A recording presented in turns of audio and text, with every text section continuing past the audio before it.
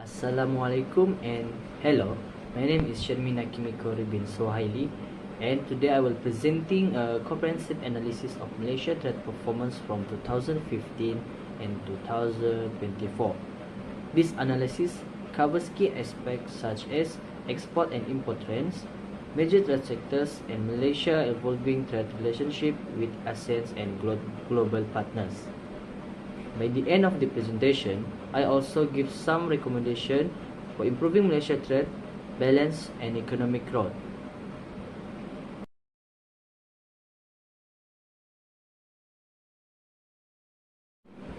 So, for the first slide, let's begin with a review of Malaysia overall trading performance.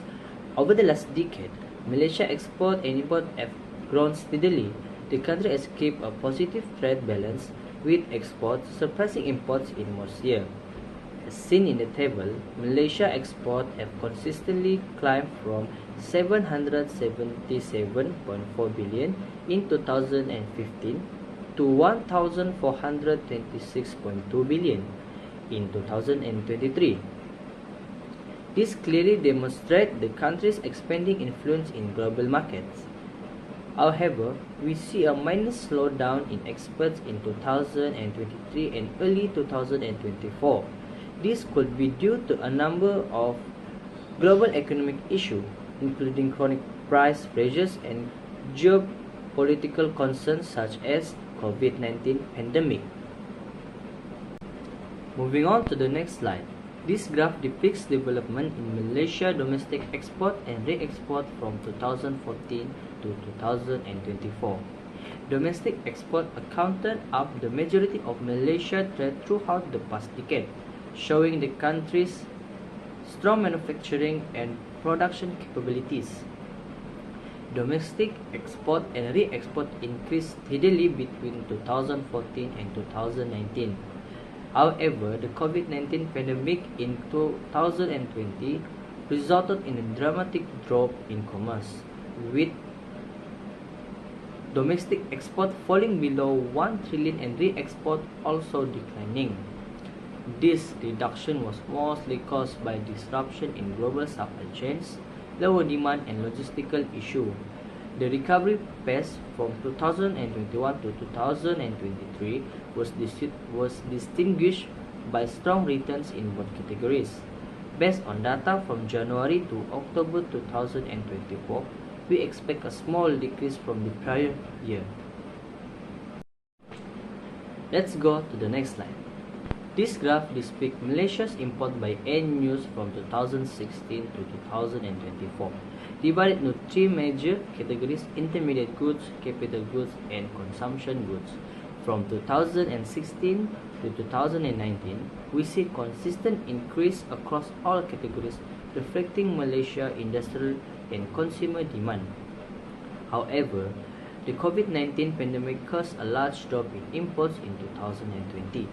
Post-2020, we see a substantial recovery, particularly in intermediate goods, which peaked in 2022 at more over 700 billion. This trend was driven by rising demand for components used in export-oriented industries such as electronics and manufacturing. Capital goods expanded consistently, showing sustained expenditures in infrastructure and industrial upgrading, while consumption goods climbed, reflecting improved domestic demand. By 2024, January-October, there is a small reduction in all categories. For the next slide is major export by sector. Electrical and electronic products are the major export earner with a contribution of almost 500 billion.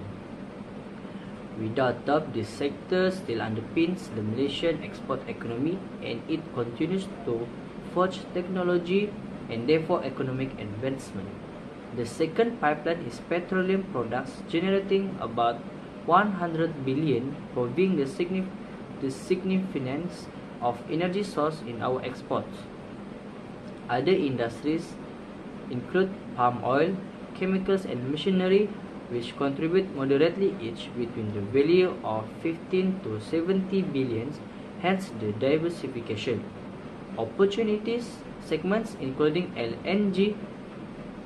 LNG and processed foods have relatively small exposures but essential for maintaining export receivables. Continue to the next slide. The next slide is a major imports by sector. The high import value of electrical and electronic products indicates that a high dependence of the electronics industry on imported inputs and technology.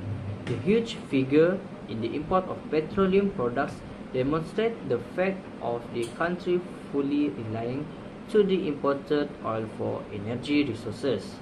Higher component of machinery and equipment parts also suggest that many industries use imported machinery and therefore could be potential customers for machinery manufactured locally. The low import commodity cost of processed food implies that more of these food items are produced locally more than previously a perception. So we continue to the next slide. Major export destination. Singapore is Malaysia's largest export destination, with much higher export values than other countries. The chart indicates a heavy focus on Asian markets. Apart from Singapore, key export destinations include PR, China, Hong Kong, SAR, Japan, and numerous other Asian countries such as Thailand, Vietnam, Indonesia, and the Republic of Korea. Malaysia's most important export destination in the United States. The USA holds a prominent position as an export destination for Malaysia. Again, we continue to the next slide.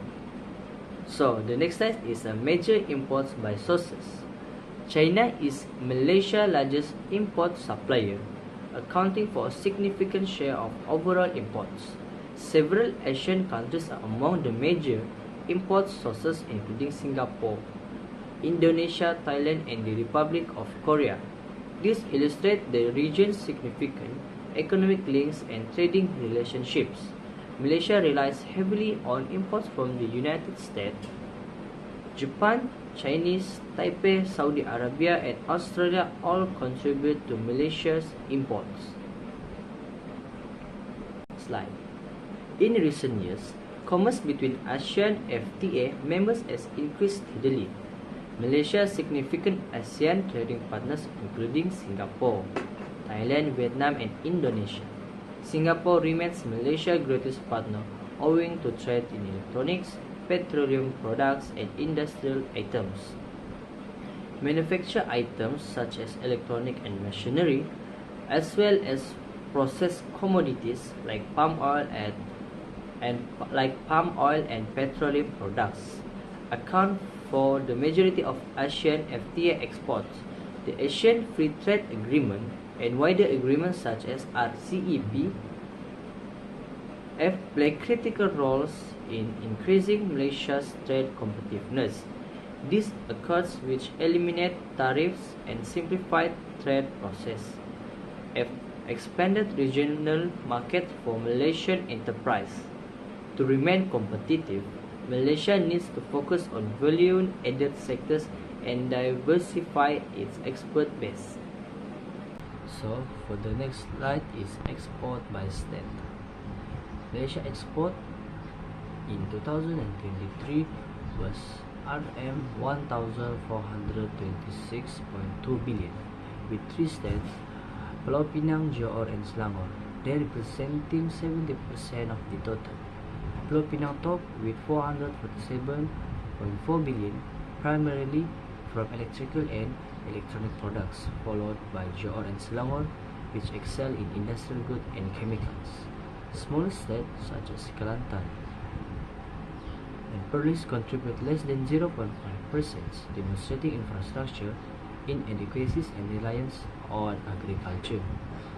To close these gaps, investment in infrastructure, industrial incentives, and rising areas such as renewable energy are critical.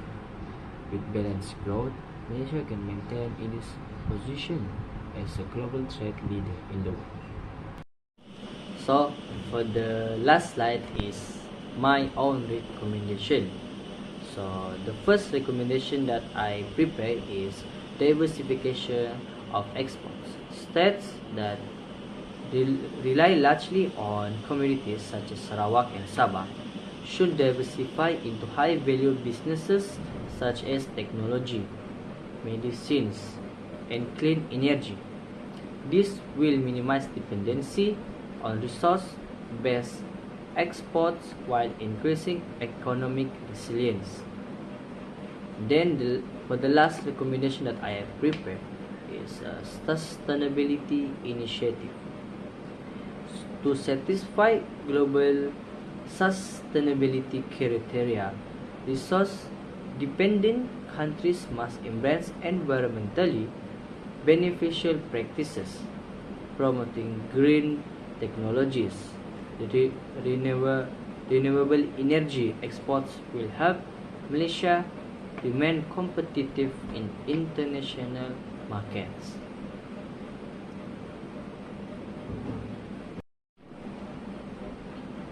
So that's the end of my presentation. Thank you for your attention and I hope to see you again. Assalamualaikum and bye.